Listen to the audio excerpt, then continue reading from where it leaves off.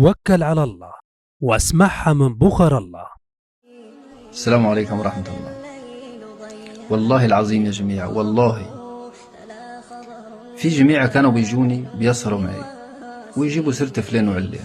أقسم بالله يا جماعة قلت لهم يا جماعة لو هتجيبوا سيرة أي حد عندي أنا فما تجينيش أخي، ما عادش تجوني خالص.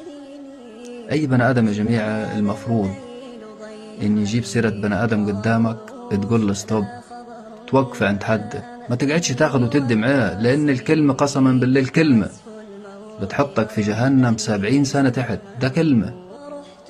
فيا جماعة أقربوا لو كل واحد مشى بالطريقة هذه وصب اللي قدامه إنه ما يتكلمش على غيره، والله العظيم لنبقوا أحسن حاجة. هذه الأمة اللي الرسول صلى الله عليه وسلم هيسقيها بكف ايده، احنا الأمة اللي الرسول مشتاق لها إنه يراعيها. لا يا جماعة نفوق شوي، والله العظيم اللي احنا فيها غمة كبيرة. سلام.